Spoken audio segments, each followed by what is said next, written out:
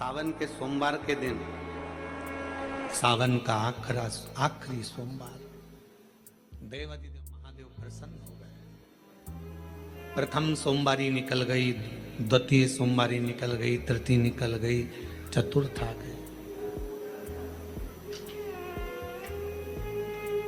सोमवारियां निकलती चली गई। सावन का आखिरी सोमवार, देवादिदेव मालूम होगा कि ये सोमवार का दिन, सावन के महीने का सोमवार इतना प्रसिद्ध क्यों है? श्रावण के महीने के सोमवार का इतना महत्व क्यों होता है?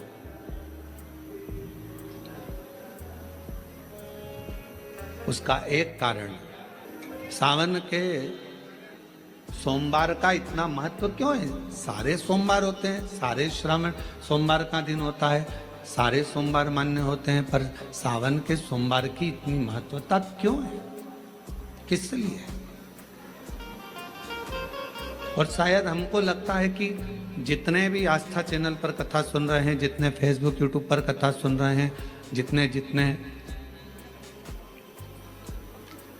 आपने अपने मोबाइल पर सोशल मीडिया में कथा सुन रहे हैं, हमारे को लगता है कि उनको भी नहीं मालूम होगा कि सावन के सोमवार की इतनी महत्वता क्यों है। किस लिए? सावन के सोमवार की महत्वता इसलिए है कि भगवान देवादिदेव महादेव का विवाह ख्याति देवी लक्ष्मी जी से करना चाहती थी, पर माता लक्ष्मी ने, भगवान शिव ने माता लक्ष्मी का चेहरा देखा, पढ़ लिया कि ये तो भगवान नारायण के स्नेह है, और भगवान नारायण लक्ष्मी जी से विवाह करना चाहते हैं। और दोनों के विवाह की बात भगवान देवादिदेव महादेव ने माता ख्याति देवी से कह दी कि इनका विवाह करो। अब माता लक्ष्मी जी ने बड़ा निवेदन करा, आपने हमारा विवाह भगवान नारायण के साथ में कर दिया, हमारे मन की बात को रख लिया, बड़ी कृपा करी भोले बाबा।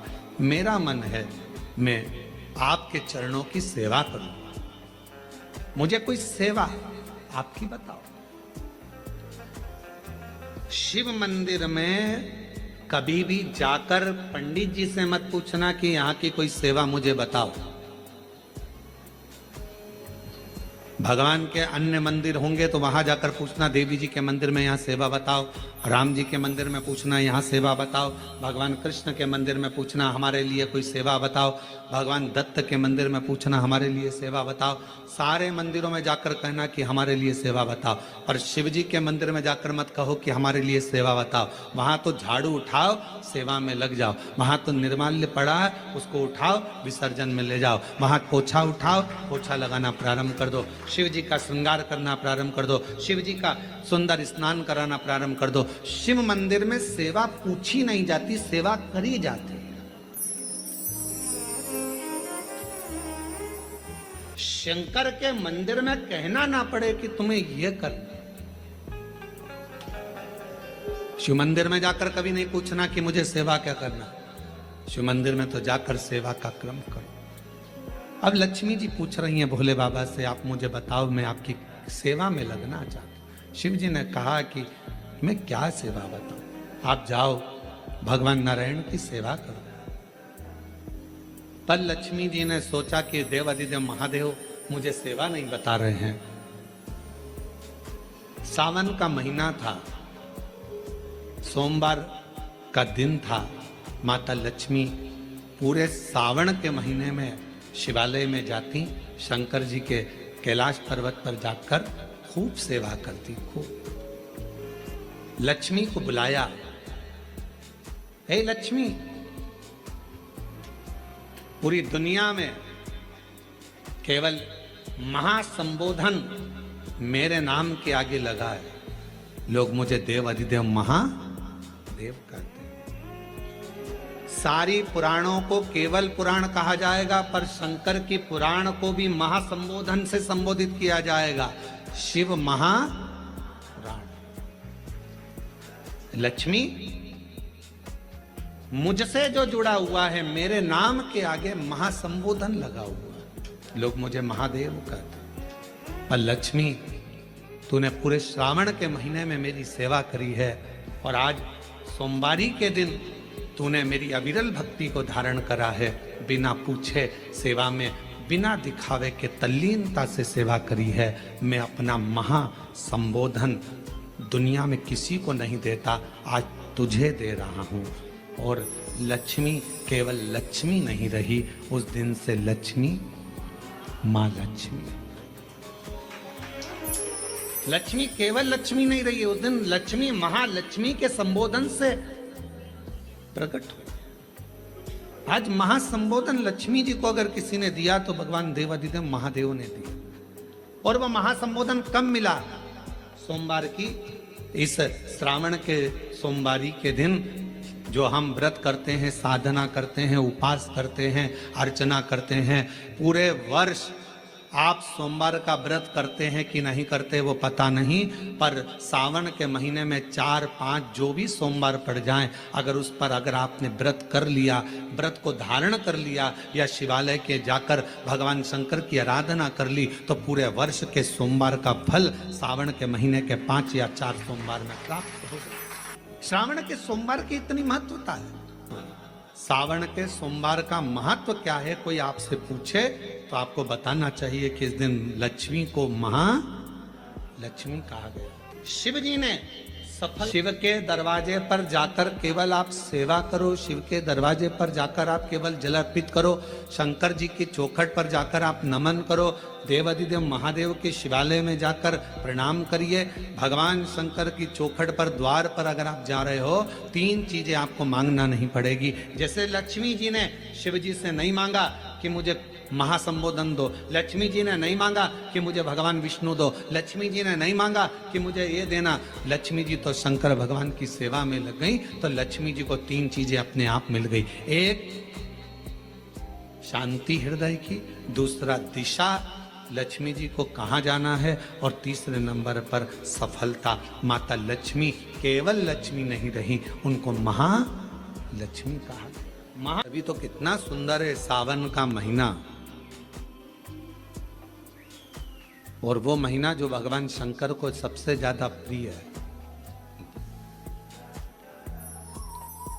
बहुत प्रिय। कारण माँ सती, माँ उमा, माँ कात्यायनी, माँ कुष्मांडा, माँ स्कंदा, माँ महागौरी, जितनी जितनी माता पूर्व में हुई हैं, जो शिव जी के साथ में ब्याही हैं, शिव को जिन्होंने अपना बना लिया था, उन सभी माताओं ने सावन के महीने में शंकर भगवान को प्राप्त किया था। और शिव जी ने सावन के महीने में ही उनको अपना बना लिया। और ये बात भगवान शिव ने स्वयं कही। स्वयं भगवान शंकर स्वयं नंदी से ये बात कहते हैं, नंदी मुझे श्रावण अति प्रिय है। नंदी ने पूछा क्यों, तो कहा इस श्रावण के महीने में मेरी अर्धांगिनियां मुझे भजती थी, उनको मैंने स्वीकार किया था। और यही श्रावण के महीने में चराचर जीव, आप देखिएगा गर्मी के समय में छोटे छोटे जो जीव जंतु सब, जितनी गर्मी पड़ती है सब मर जाते हैं। बोलो मरते कि नहीं मरते? अभी बारिश चालू हो गई, बारिश चालू हो गई तो तुम्हारे घर में ऐसे बारीक बारीक नए नए डिजाइन के कीड़े मिलेंगे। घर में घुस जाते हैं तो शिव महापुराण की कथा कहती है, चराचर अचर जीव जंतु पशु पक्षी सबको मालूम है सावन का महीना चल रहा है, हमारे बाबा का महीना चल रहा है जो करुणा करने वाले, ये उनको भी ज्ञान है। उसको पशुपति नाथ कहते हैं, उसको भी मालूम है। अब जरा विचार करिए, जिस चींटे में कभी पर नहीं आते वो चींटे में सावन में पर आ जाते हैं। जब चींटे को पर दे सकता है तो सावन में 1 लोटा जल चढ़ाने वाले को भी मेरा बाबा उड़ा तो सकता है, आगे बढ़ा तो सकता है, उन्नति की ओर ले जा तो सकता है। वो शिव तत्व है। उसी तरह भगवान तुम्हें एक बार का विभव दे देता है, एक बार का धन दे देता है, एक बार की दौलत दे देता है, फिर लोग उसको भोगने लगते हैं और भोगते भोगते आखिरी में एक दिन ऐसा आता है कि डब्बा खाली हो जाता है। डब्बा खाली होता है, फिर रोने बैठ जाता है, तकलीफ आई, फिर लोटा लेकर भागता है। शिव जी कहते हैं जो मेरे मंदिर में, मेरी कथा में, मेरे रस तत्व में हमेशा एक जैसा लगा रहता है, उसकी जिंदगी को भी मैं हमेशा उन्नति की ओर बढ़ाते बढ़ाते अग्रणता में लेकर चले जाता, फिर उसको डाउन नहीं करने देता, उसको नीचे नहीं आने देता। जैसे श्रावण महीने में चढ़ाए गए कनेर के फूल, दुर्वा।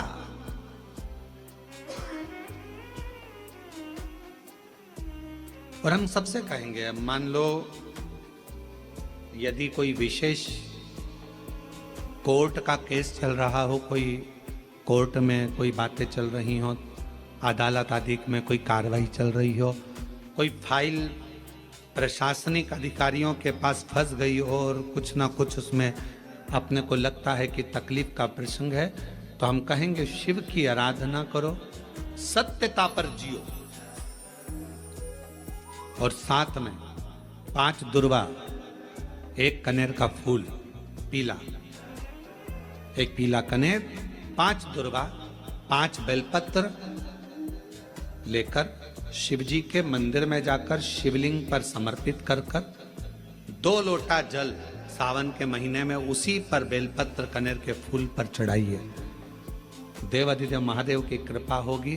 ज्यादा से ज्यादा 6 महीना 7 महीना, इससे ज्यादा निर्णय आप ही के पक्ष में आएगा और शिव की कृपा से। और इसमें एक बात और स्मरण रखें, जैसे कोई की प्रॉपर्टी है, कोई की जमीन है, और वो जमीन तुम्हारी कोई ने कब्जा कर ली या तुम्हारा नाम नहीं हो पाई या कोई उसमें लफड़ा हो गया या तकलीफ आ गई और पैसा उसमें अटक गया, उसके लिए भी कनेर का पुष्प श्रावण महीने के जितने सोमवार आते हैं, रविवारी, सोमवारी और भोमवारी,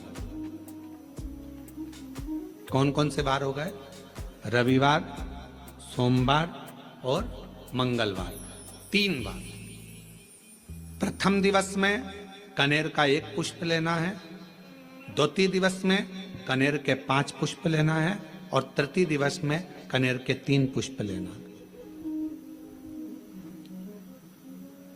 बेलपत्र 1-1 साथ में लेकर शिव जी को रविवार के दिन भी समर्पित करें, सोमवार के दिन भी समर्पित करें, और मंगलवार को 3 कनेर के पुष्प के साथ बेलपत्र लेकर बाबा को समर्पित करिए। कितना भी अटकी हुई प्रॉपर्टी होगी, कह दिया उसने मैं तेरे नाम प्लाट नहीं कराऊंगा और पैसा लेकर बैठ गया, या पैसा नहीं दे रहा है, या किसी भी रूप में वो अटका हुआ है, अगर सावन के 4 सोमवार पढ़े या 5 सोमवार पढ़े, आपने ये प्रत्येक सावन के सोमवार के पहले, फिर से बोलो कौन सा बार? रविवार, सोमवार।